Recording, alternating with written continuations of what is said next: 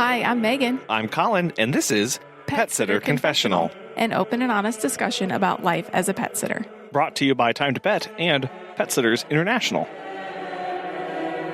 Well, hello everybody, and welcome back. Navigating the world of health insurance can be pretty daunting, especially as solopreneurs or when you start to add staff.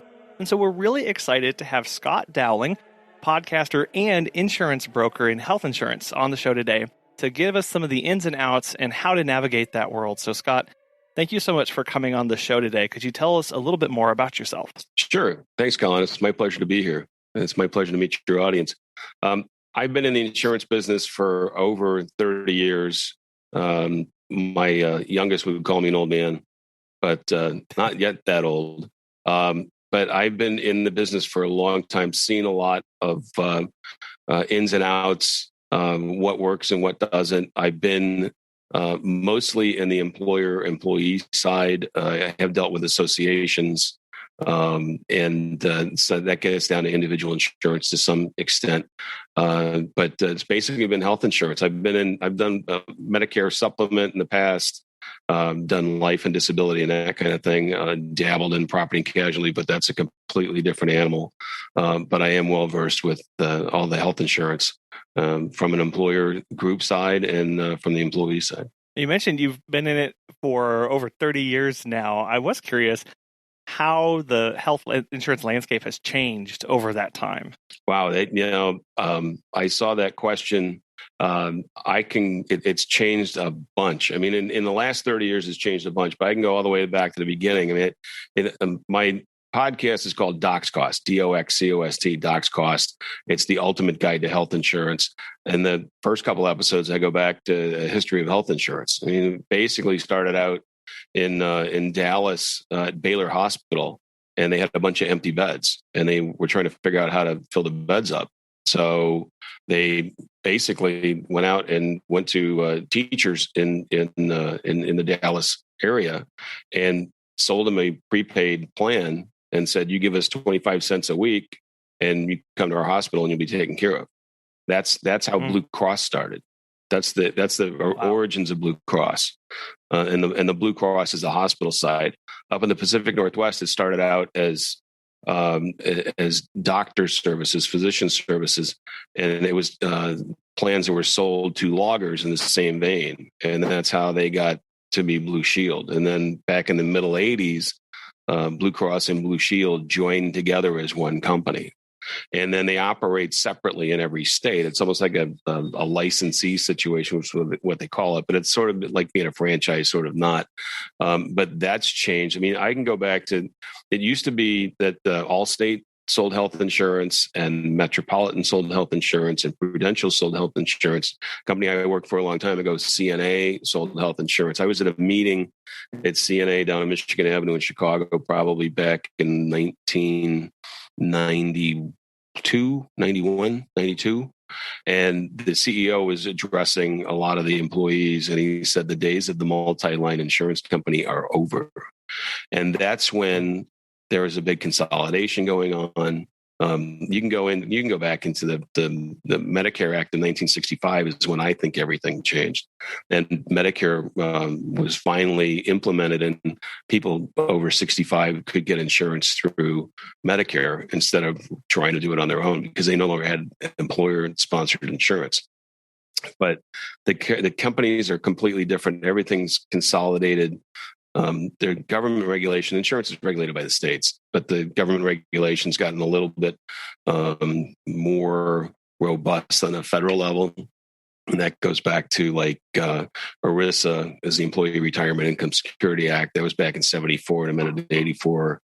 COBRA, everybody hears about COBRA. COBRA is the Consolidated Omnibus Budget Reconciliation Act of 1985.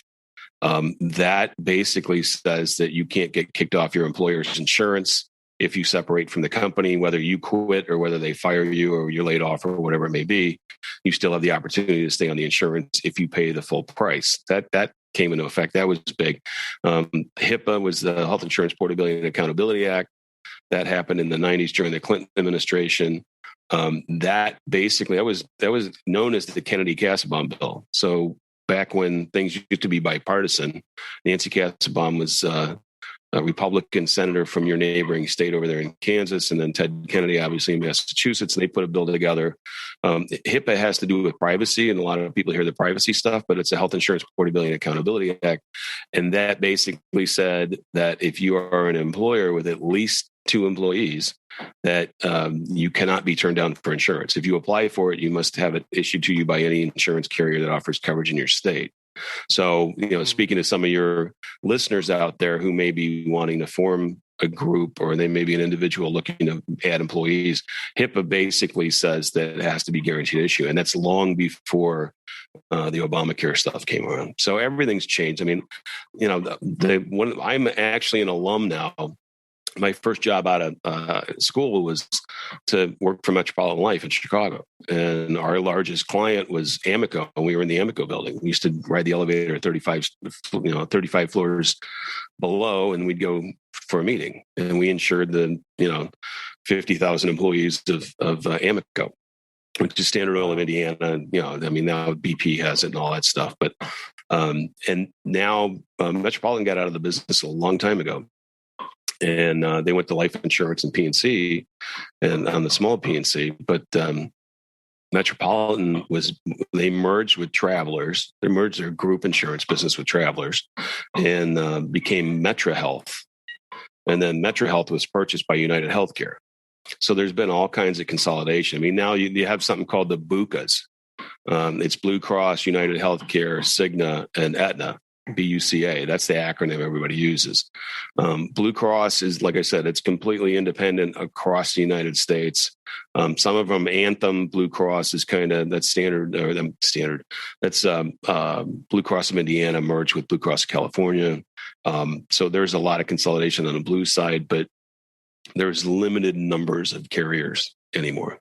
So yeah, it's changed a bunch. With that, you mentioned several acronyms and terms, and I think that's one of the places where a lot of us get tripped up when we start looking at insurance or trying to understand what's going on. So what are some basic terms that everybody needs to be familiar with when we're talking health insurance? Well, I actually had a couple of episodes on that. I think episode 25 and 26 on Doxcost, if you look that one up. But it was EPO, HMO, EPO,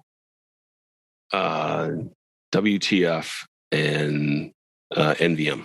So the whole thing is about all of these goofy acronyms and what do they mean and what do they do and what are they for.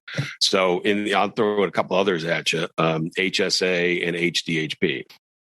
So PPO is Preferred Provider Organization. That really started back in the early 1980s, and it was to give doctors a way to gain patients. It was to gain scale. It was to get the volume, and they would give.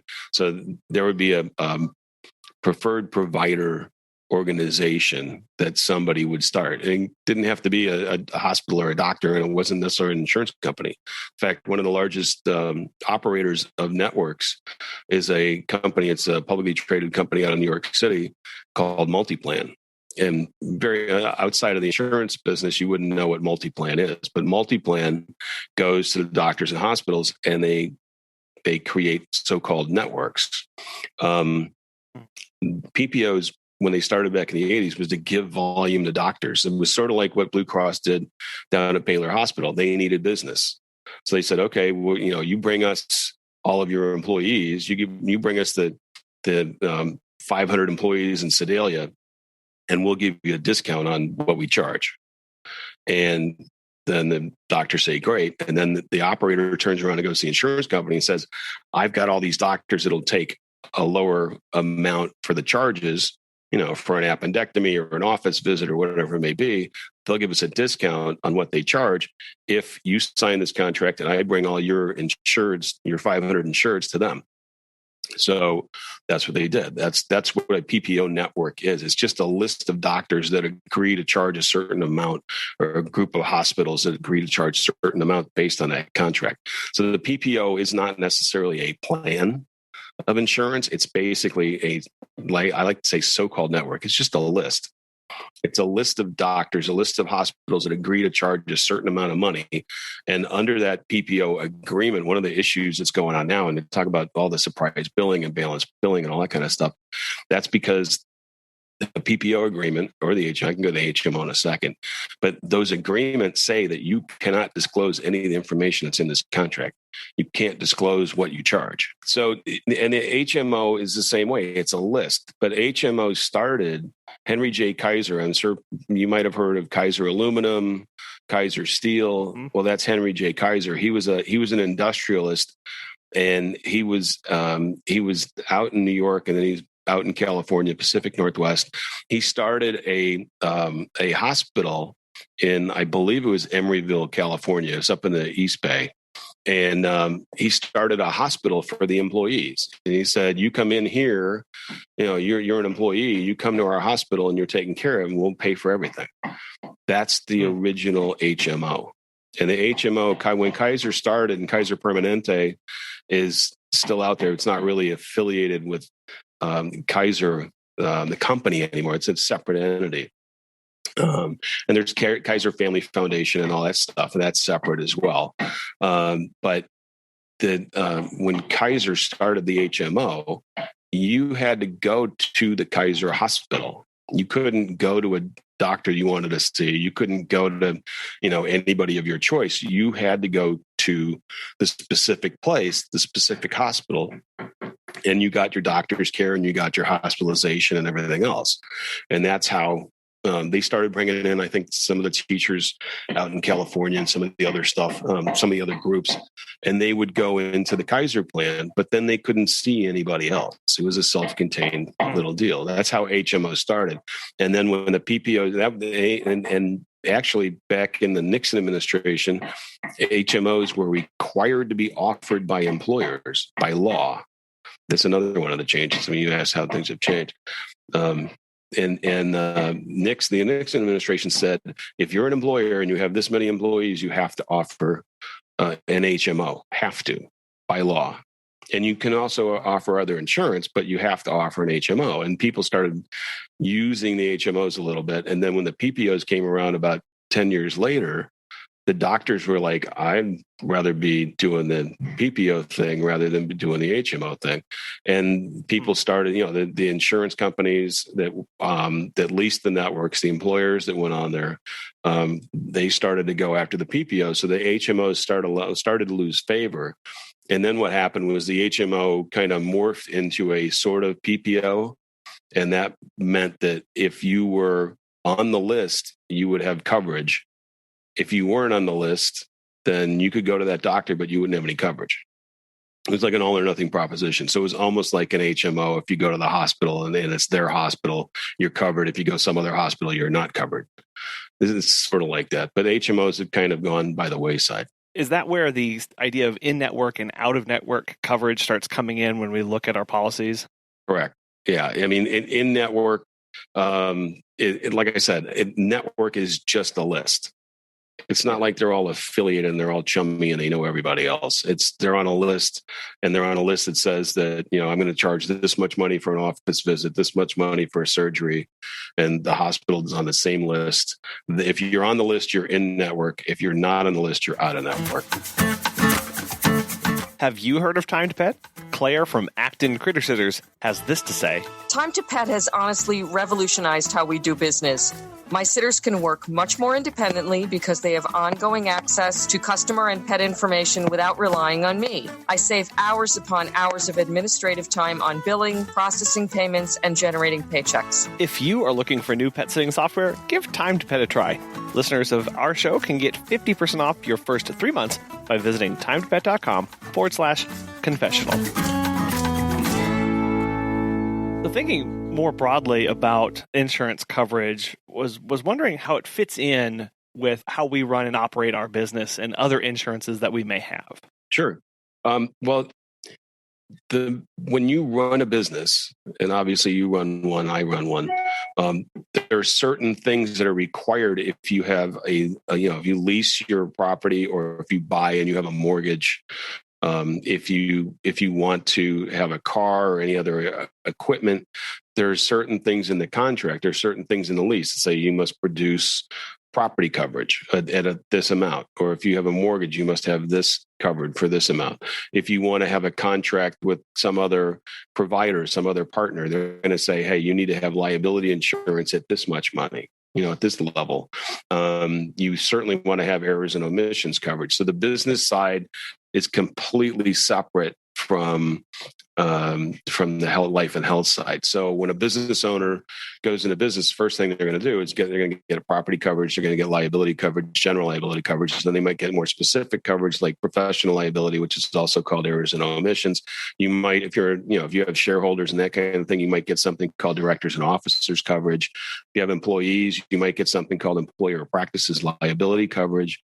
If you're online, you might get cybersecurity coverage, that kind of thing. And a lot like, the pet sitters, I'm generalizing here, but you're not the same thing as a Petco or a PetSmart or some other company that provides services to pet owners. It's the same thing for insurance. Life and health and P&C are like two different animals, completely different. The risks are different. The carriers are different. The brokers are different. The policies are written differently. The premiums charged are a lot different. So, from a business owner standpoint, you're going to have all your property casualty liability. And then from the life and health side, those are kind of nice to have things versus the ones that are required by your partners or by your landlord or your bank. So but on the business side, you want to take care of your employees. You want to take care of yourself and you want to take care of your employees.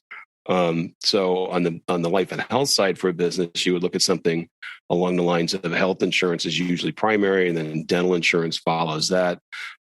Life insurance is important as well. They all serve different functions. One of the things that I think is very important that a lot of people miss is disability insurance. Disability insurance is basically covering your income. It's insuring your income when you can't work, but it's insuring your income. That's all it's doing. Life insurance is covering your income when you're gone. You're no longer there. You have no means of generating any income for yourself through work, and you have to cover your debts. You got to provide for your rest of your family over the rest of the years and everything else. But disability income often gets overlooked. So there's a lot of stuff there. Employers can also look at retiree medical insurance. There's other things. There's other supplements that go into it. I don't know if that fits for your listeners, but there's all kinds of other ancillary life and health coverages that go into it that are part of a business plan. If you're a large employer, smaller employers tend to stick it to health insurance, dental insurance, life insurance, maybe disability insurance, maybe. Even though I think those are really important.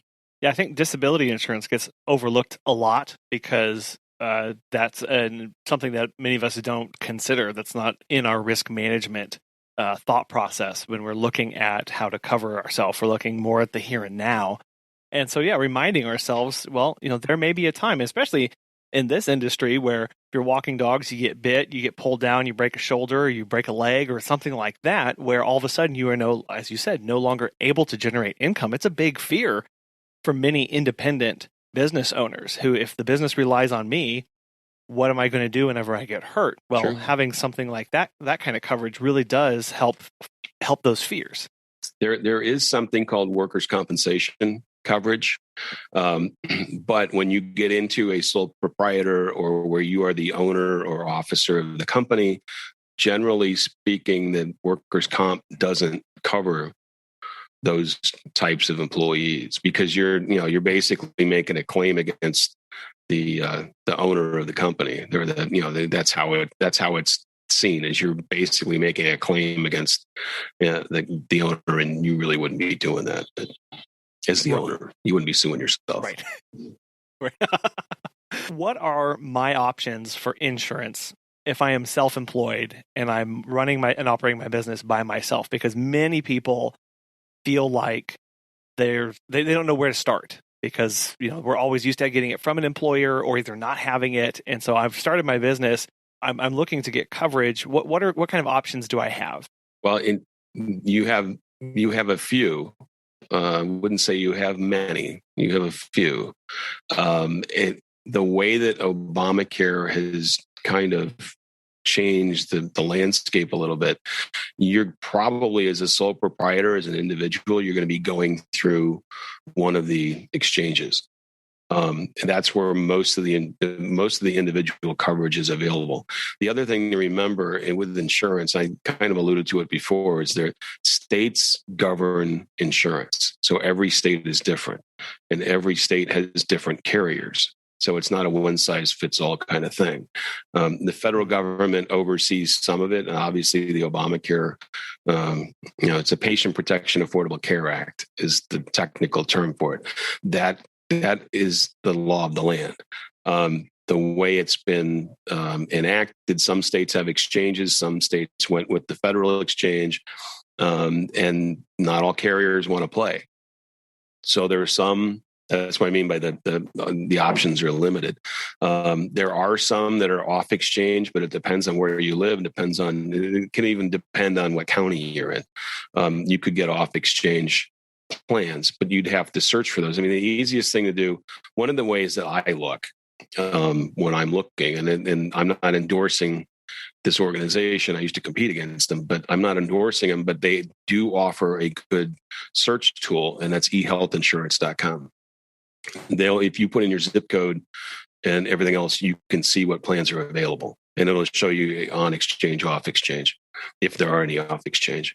If you're an employer, then there's a couple different things. There are still some association plans, depending on the state you're in and depending on where you're at. There's still some state plans, there are association plans in your state that you can get involved in. So some chambers of commerce had the plans available. It all depends on what they're doing, how the state interprets the Affordable Care Act and what they do with it. But you could get down to one life. And when you look at group insurance, it's usually, like I said before, with the HIPAA, the Kennedy-Catspawn bill, that went down to 2 employees.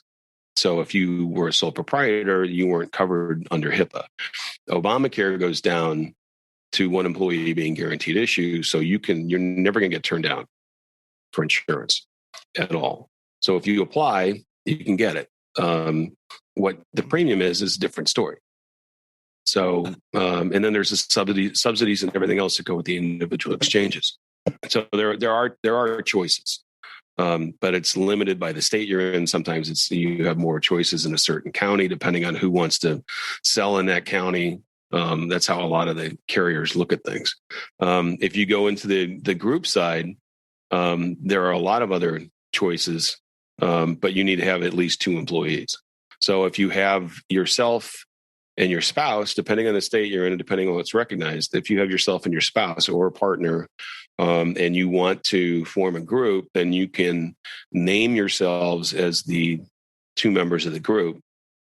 And like I said, it depends on the carrier, depends on the state, but you can do that. And what they usually utilize is a wage and tax statement. So if you're a sole proprietor, sometimes you don't take wages. You just take, quarterly payments as dividends or whatever it may be, depending on how you're structured, whether it's an LLC or C Corp, S Corp. So you wouldn't have a wage and tax statement that's being supplied to the state. So in lieu of that, the insurance company will take an attestation where you sign that you are an employee. You work 40 hours a week for the company. You don't take wages. You take distributions, however that may be. You could do that and still meet the 2 life group underwriting recognition.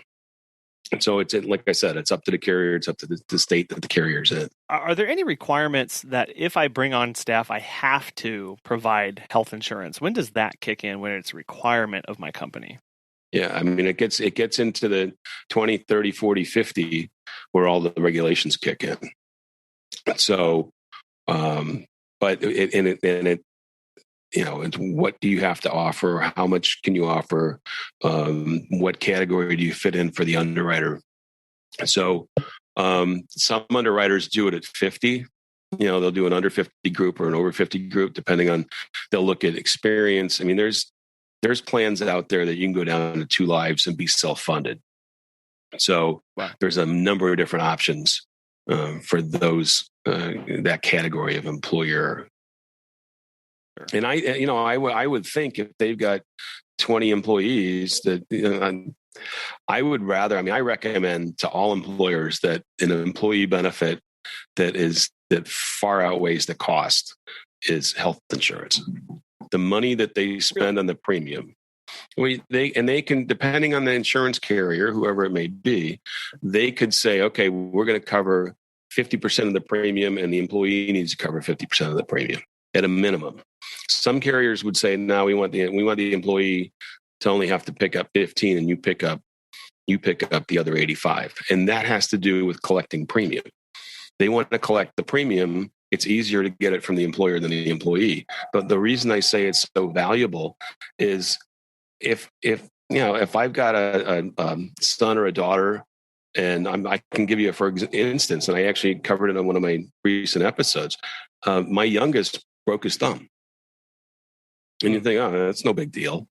Well, he was playing rugby, and it was not just a small little broke. I mean, you look at it, it didn't look like a broken thumb. He had 9 screws and a plate put in it. Oh. He had to go for surgery. And it didn't look, if you saw it, you just saw, yeah, okay, it looks like it's swollen. It was in the same spot. It wasn't malformed or anything else.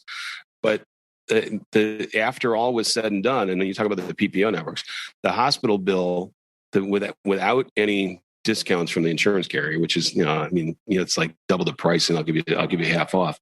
They had the hospital charge, just the hospital charge, not the surgeon, not any of the anesthesia or anything else. Just the hospital charge was $40,000. Whoa! And they discounted it. They discounted it to $12,000. Oh, and then you got the surgeon's fees. It wound up costing about $16,000, I think, in total, and it was just for a broken thumb. So, look at the premium that the employer is paying on your behalf. And it might only be, the amount of money that you would pay for premium as the employee is maybe it's $100, $200 a month, right? It could be. It all depends on where the group falls and everything else. And you got to get it rated and everything else. But look at the benefit that we got from that, because we don't have to pay $16,000 of our own pocket. Right. The risk is spread and everything else. I got a lot of that on the podcast too, but the benefit for that is immeasurable. So I would rather than give somebody, $1,000 raise for this year, why don't you get it instead? If you don't have any health insurance, in lieu of giving $1,000 raise, why don't you give them health insurance? Right. To me, there's a bigger benefit. I'm in the business, right? And I'm not advocating for people to go out and buy insurance just to go buy insurance. There is a benefit to it. There's risk. See, one of the things I like to say is insurance is not gambling, right? Insurance is not. There's a difference between insurance and gambling. And what's the risk right now when you get in the car and pull out of the driveway? What's the risk you can get in an accident? It might be, 0.5% today, right? But what's the risk? And so there's risk. You have risk. You have risk of getting hit by a car walking down the street when you cross the street. There's risk involved, right? But what's the risk of you rolling a 7 right now? There's no risk. You don't have to roll the dice. It means nothing. You don't have to do it. There's no risk involved. So that's gambling, is when you want to you put money down to roll a 7, right? And I didn't roll a 7, you lose the money. Well, there's risk going down the street in the car. And, let's say you got a $5,000, $10,000, $15,000, $30,000 car. It could get wrecked. And all of a sudden you got liability for it. If you hit somebody or you ruin somebody else's car, and all of a sudden the money starts to add up, you have risk there. It's the transfer of risk. So, there's risk involved in just daily living. And for an employer to offer health insurance is going to mitigate that in an immeasurable way for any employee. It might not happen, to every employee every day. It might only happen to one employee over the course of the next 5 years, but it's worth it. So, I mean, I would rather see them, rather than give a raise, if they have the means to do it, give them health insurance. Well, and especially in the market today of trying to hire people and bring them on, it's really rough. I hear it for a lot of people who are having trouble attracting the quality workers and the quality employees and staff that they're looking for. And so this could be a way to say, okay, I'm not offering an additional $1,000, but we're helping you mitigate risk. Maybe to, spruce up the language a little bit more than that. But offering health insurance is a big thing. That's going to attract more people. Absolutely. And for small employers, it makes you look like a large employer. It's no different. The benefits are the same. Let's talk a little bit about, I think we've done a little bit, but exactly how to choose an option. Maybe give us a little bit of insight into your thought process of how someone could look at, they get on the exchange or they're looking at stuff for their their employees. What's a good way for us to start thinking about what option is going to be best for us, given everything that's out there? Well, you want to be 100% covered. That's what I like to say, is you want to be 100% covered. And by being 100% covered, I mean that no matter what happens, whether it's a broken thumb or whether you have a first occurrence for cancer or whatever it may be, that you don't have any unexpected costs that you're going to have to come out of pocket for during the course of 1 year. Because insurance, it renews once a year. It's an annual contract. So you want to be 100% covered. So the money that's out of your pocket is the premium that you pay. And it could be, if you're paying on your own through the exchange and you're paying monthly, then it's how much you pay every month.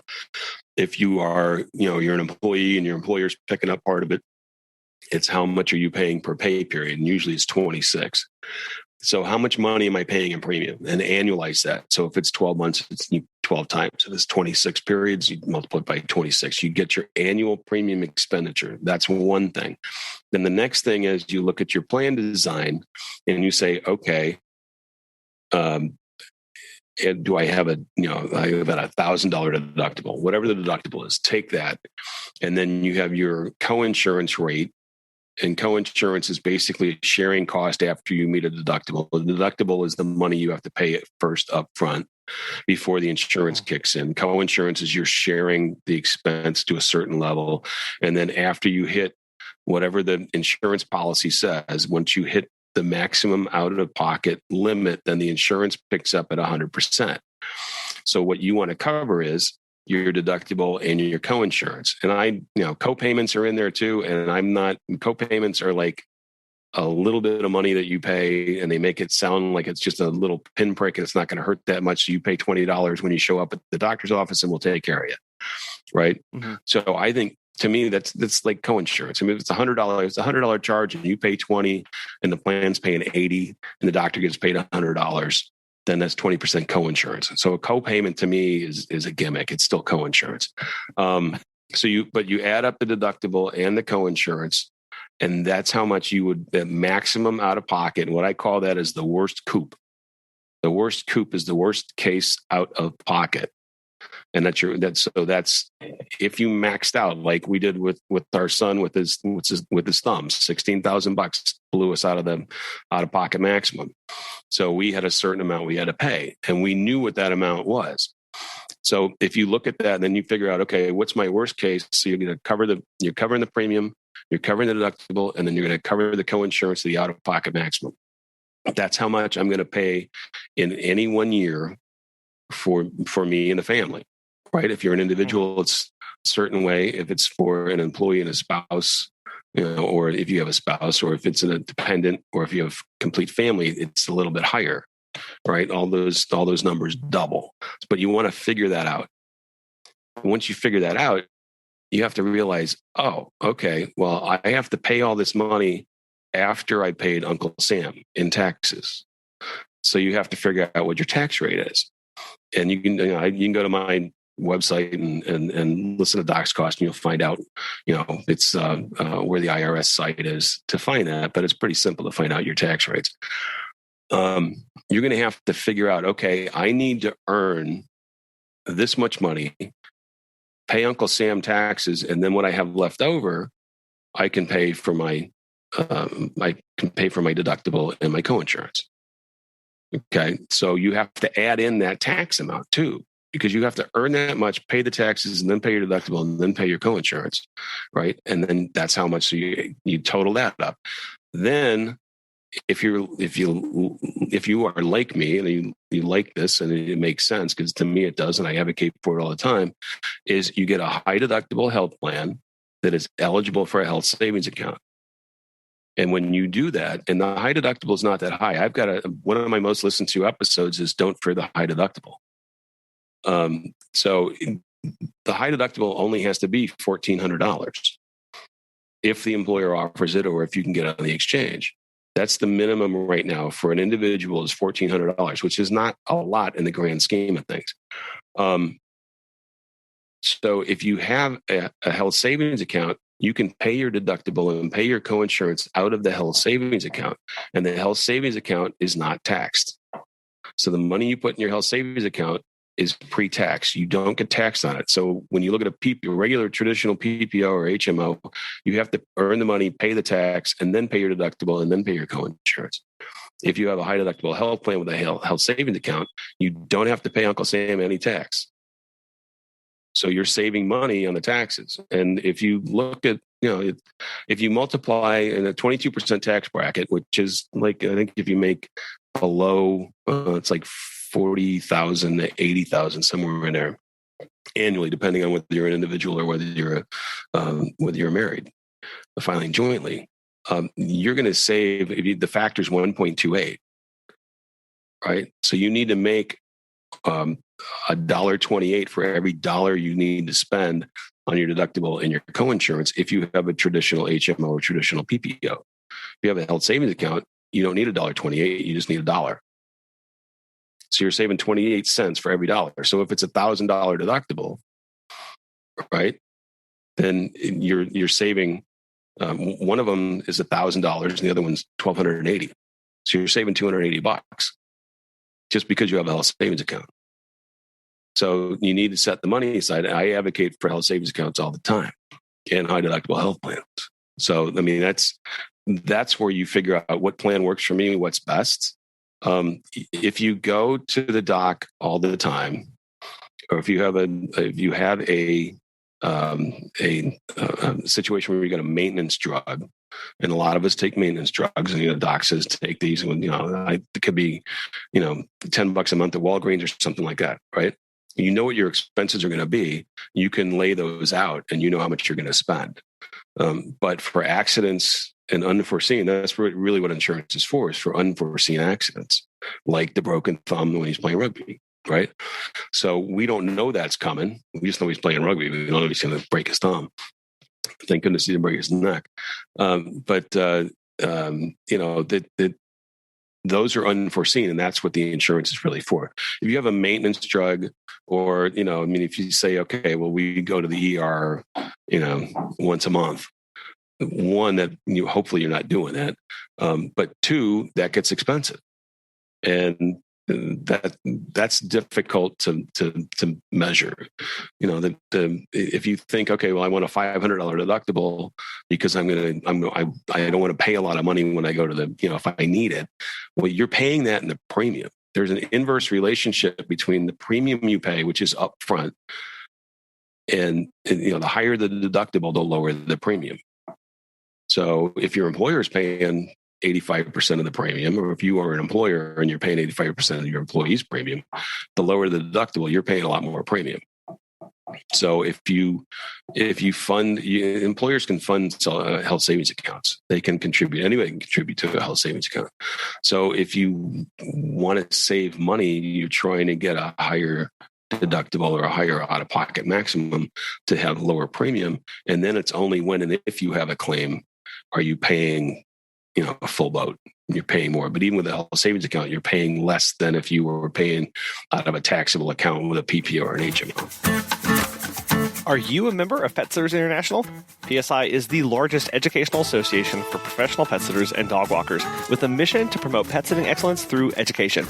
After the tumultuous past year, having the support of a strong community and direct access to educational resources and business tools is more important than ever as we rebuild our businesses.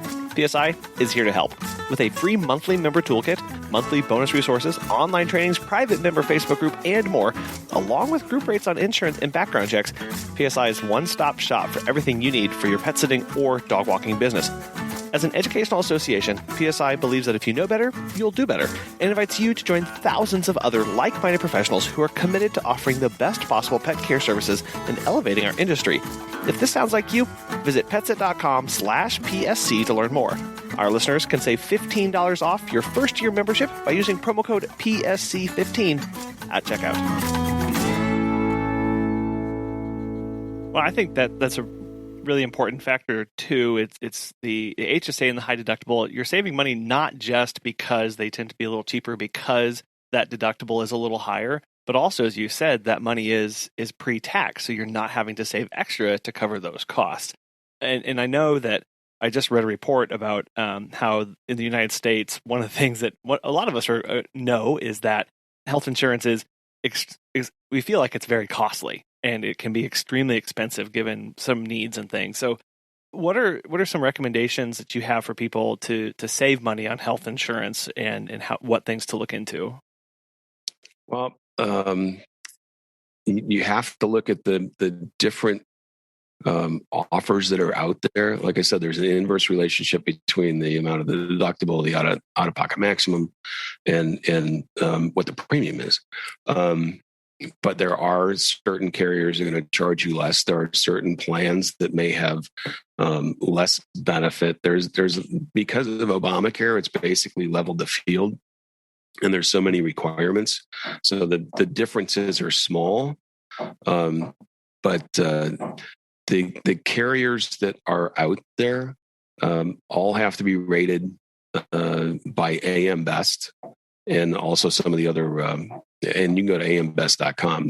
They do all the insurance companies, but you want to have somebody that's there that's going to be able to pay the claim. So just because it's a lower price doesn't necessarily mean that it's better coverage, but because of Obamacare laying everything out and making sure that all the, you got to have the essential health benefits, all those things need to be covered.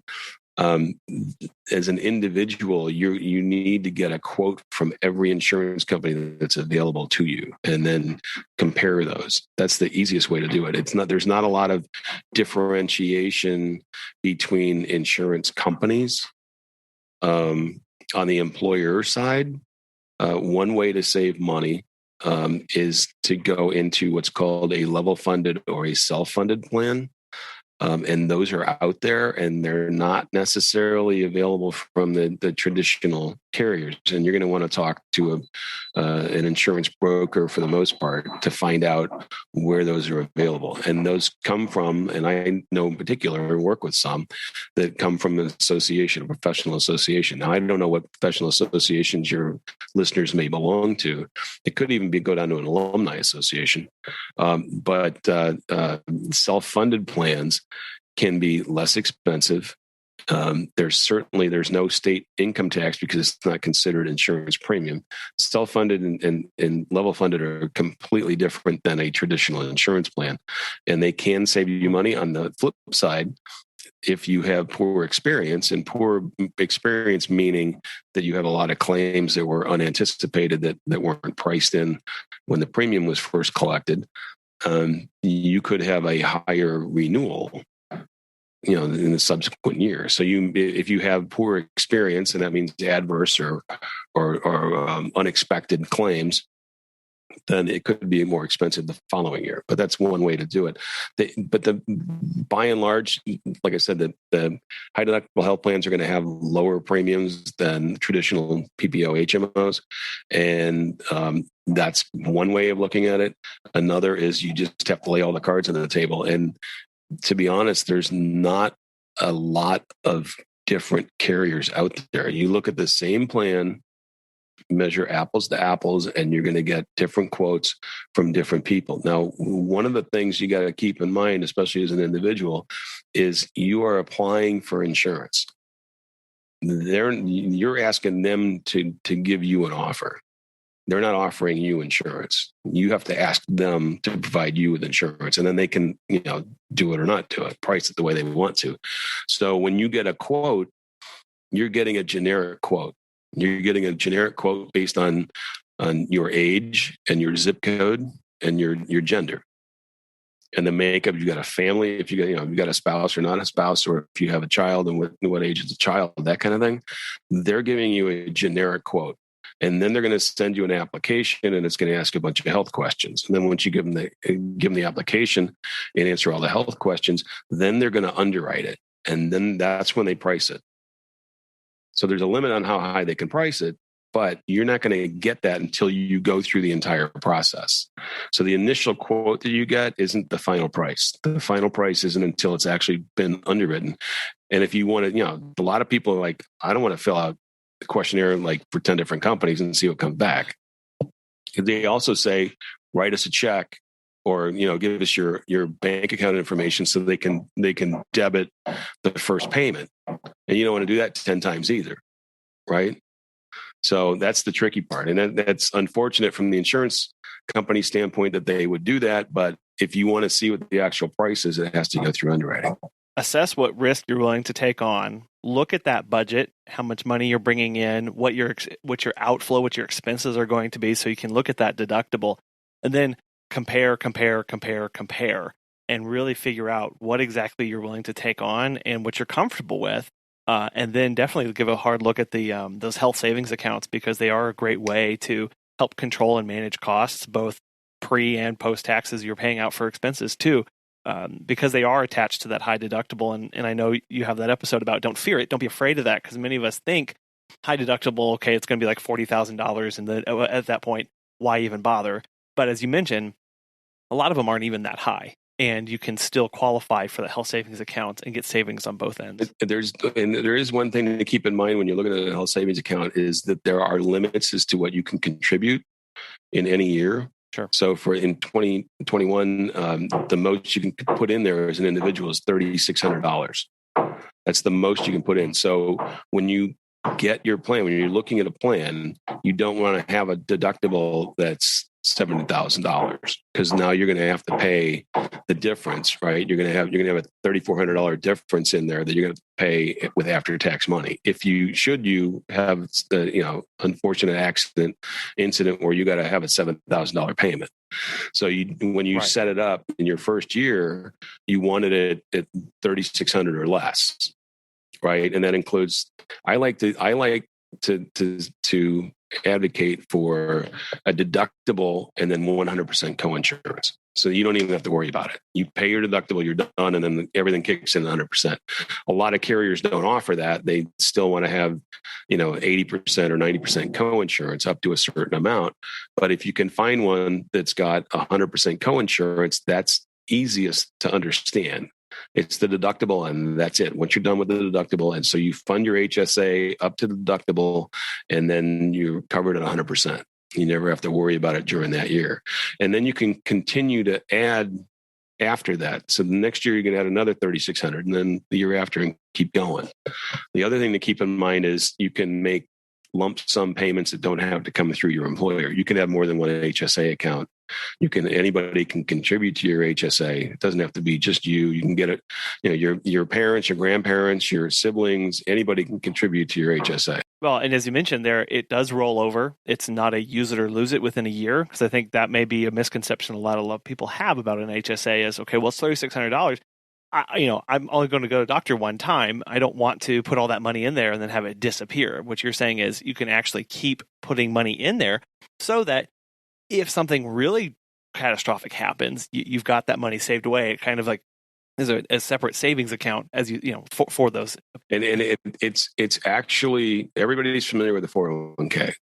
An HSA is exactly like a 401k, except that it's better than a 401k, because when you spend the money, you don't pay any taxes on it. When you take your money out of your 401k, you're getting taxed at ordinary income rates at the age when you take it out. Right. And if you're in the tax bracket, you may be in a lower tax bracket when you're 70 rather than when you're, 40. Right. And that's a better tax situation, but you're still getting taxed. The HSA never gets taxed. As long as you spend it on medically necessary things, then, it could be over the counter medication as well. But as long as you spend it on that, you're not paying tax on it. So you could, and the other thing is, you get the tax deductions if you put in lump sums out of your savings rather than do your payroll deduct. At the beginning of the year, I always tell everybody to get 100% of your deductible and your coinsurance and your out-of-pocket maximum covered on January 1st. So you could, let's say you got your plan has a $7,000 deductible for 2022. And you have $5,000 in your HSA on December 31st of 2021. Well, if you make a $2,000 lump sum contribution on January 1st to your HSA, now you have $7,000 in your HSA, and you're covered for the whole year at 100%. You can contribute. Now you get $3,600 to contribute, so you can contribute $1,600 over the rest of the year. But on January 1st, you have $7,000 in your HSA, and your out-of-pocket maximum for 2022 is $7,000. So you will not have any expense whatsoever. It'll all be paid. So you can have more than one HSA. You don't have to rely on your employer. Sometimes the HSA providers don't give you the opportunity or give you limited opportunity to invest the money. So if you have a separate HSA that you control, then you can invest it whatever way you want. Some employers might have one that has investment options or a lot of investment options. If they do, it's usually limited with mutual funds and that kind of thing. Some of them, like Lively, and that's the one I work with, you basically get a TD Ameritrade account, and you can invest the money whatever way you want. So, and they don't care. I wouldn't invest all the money. I would make sure that you're 100% covered in your deductible and you don't have all that at risk. But it's another option. And then the other thing is, if you're over 55, an individual can contribute an extra $1,000. So if you've got a spouse that's also over 55, they would need to open up a separate account, because you can't do the spouse together in one account and add both $1,000 additions to one account. So you have to open a separate one anyway. But each is available to get $1,000 over 55 every year. So there's a lot of advantages. When thinking about insurance, what are some of the most common misconceptions that you hear or you see a lot that people discuss? There's a bunch of them. One of them is, and I've got a bunch of episodes on this. Your employer is really your health insurance company. There's over 50% of insureds or individuals in the United States are covered through their employer, and their employer is basically the insurance company. What happens is you get a United Healthcare or a Cigna card or Blue Cross card, whatever it may be. They're basically providing a network. Like I said, a PPO network, HMO network, which is a list. They're providing that. Multiplan does the same thing, and you get a card that says Multiplan with a little bug on it. They're providing what's called administrative services only. So they're collecting the premium, they're issuing certificates of coverage, they're paying claims, they're answering the phones, they're sending you all the documentation, they're interacting with the doctors and the hospitals and the farm and all that stuff. But the money is in a pot, in an account that your employer has. So they're taking it out of your employer's account to pay the claims. They're not taking it out of the insurance company's big cash bin over there. They're taking it out of your employer's account. So that's a self-funded plan. And most employers are on a self-funded plan. So a lot of people think, oh yeah, the insurance company is denying my claim, right? Or the insurance company is doing this, or the insurance company is doing that. They're just following the contract for the most part, but the employer is really the insurance company. So a lot of times if you have an issue with a claim being paid, especially if you have an employer plan, the first thing you want to do is go talk to HR and tell them you got an issue, because they're the ones that interact with the insurer, or they're not the insurer, with the insurance company that's acting as the administrator. When claims get denied, a lot of times it's because the doctor's office or the doctor maybe charging an amount they shouldn't be charging, or they miscoded something when they send a code in. There's like a gazillion codes. And if they have one number off, and the insurance company looks at it and says, well, they don't call up the provider and say, hey, did you mean to put this number down there instead of this one? They just say, no, it's denied. We're not paying that. We're not paying that amount for that code. So there's sometimes it's an issue like that. The other thing is, the doctor may say, well, we'll talk to the insurance company and see what we can do. And then they come back and say, well, the insurance company won't pay for this or won't pay for that. Well, it's not that you can't get your service from the doctor. It's that it doesn't fall within what the insurance is supposed to pay for. So, a lot of times people think that the insurance company's denying my surgery. Well, they're not denying the surgery. They're not going to pay the doctor an exorbitant amount of money for something, that shouldn't be covered. Right. But you can still get the surgery from the doctor. I mean, that's a thing to work out with the doctor. Then this leads to the next misperception, is that the insurance company is paying the doctor. The insurance, when you look at your insurance contract, the insurance contract's either between the employer and the insurance company or the individual and the insurance company. They have no relationship whatsoever to the doctor. When you go into the doctor's office, the next time you go in, any of your listeners, the next time you go in, or the hospital, there will be a clause you get a clipboard with a pen, or you get one of those electronic things with the laminated card. They said, sign here. When you sign that, you're giving your money to the doctor. You're giving your money to the hospital. You are legally assigning your rights to your insurance benefits over to the doctor and over to the hospital. It's a legal assignment. If you look at the language, they bury it in the third or fourth paragraph, and you can't see it. And you don't look at the thing. You just go, yeah, okay, fine, sign it. You don't care. Yeah. And I have a whole episode on that. Say you're giving your money away. I can't remember which episode that is. I can find out, but you're giving your money away, and you don't even know it. You are assigning your legal right to your insurance benefits, and you are assigning it to the doctor and assigning it to the hospital. That's how they shut you out of the process. And the insurance company's like, okay, well, we have a PPO agreement. We have a HMO agreement. We're just going to abide by that. And the patient went ahead and assigned their benefits. We're not telling you not to assign your benefits. It's up to you to do what you want with your insurance benefits. If you assign it to your doctor in your hospital, okay.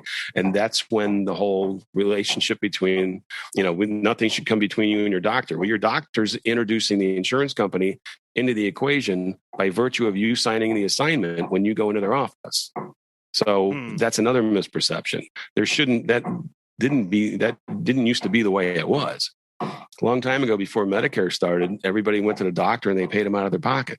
There wasn't anything called major medical insurance. It was called hospitalization insurance. And you went to the hospital, and what would happen is you go to the hospital, you'd get whatever happened, whatever surgery and everything else. And then you'd go home, and then the bill would come in the mail. And then you'd take your bill and you'd send it to the insurance company. And then the insurance company would send you a check, and you'd go to the bank and deposit the check, and then you'd pay the hospital. That might have taken 30 or 60 days. But, back in 1965, that's what you did. Now these guys want their money now.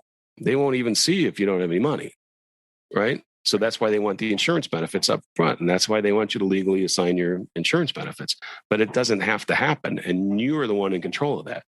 So that's another misperception. I mean, there's a lot, but it's just, the other thing is, what makes up $1 a premium? I got a infographic on this one. $1 a premium is made up mostly of the payments to the doctors and the hospitals and the pharma. That makes up, paid claims typically make up almost 60% of an insurance dollar. And then you have what's called reserves, and reserves go on top of that. And the reserves are for, if you have a claim today and, it's August 4th, but the claim doesn't get paid until January 2nd of 2022 because of whatever reason. The insurance company can't pay the claim from money they collected in 2022. They have to pay the claim from the money they collected in 2021. So they have to hold a reserve back. And the reserves typically are about 25 cents to about 45 cents on every dollar of paid claims. So now you got to add that on top of the paid claims for reserves. And then the state collects 2.5 cents, typically, depends on the state you're in, but typically the state collects 2.5 cents of tax on your premium. So when you pay premium, you're paying 2.5 cents to the state that you reside in as a tax.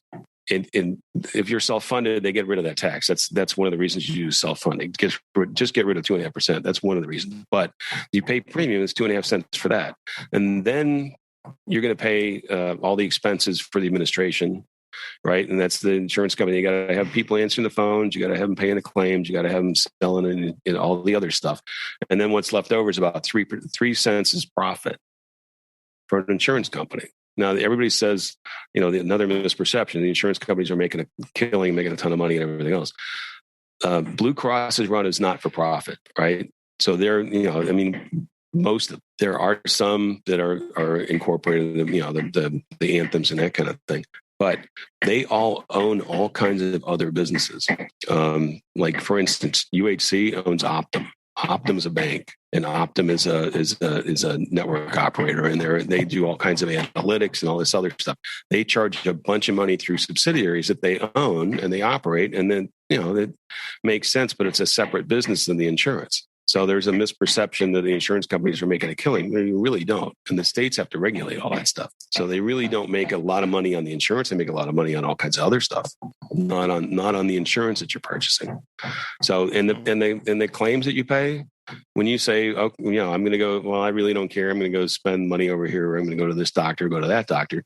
Well, everybody in the group is paying for that. Remember when George Bailey had the building and loan? And Potter was going to go buy everybody in It's a Wonderful Life. And he says, well, your money's in his house, and your money's in his house, and your money's in his house. It's the same thing. You're paying the doctor, and you're paying the hospital, and you're paying for your fellow employees. Everybody's premium is paying for that. That's how it gets spread around in a group. How's that?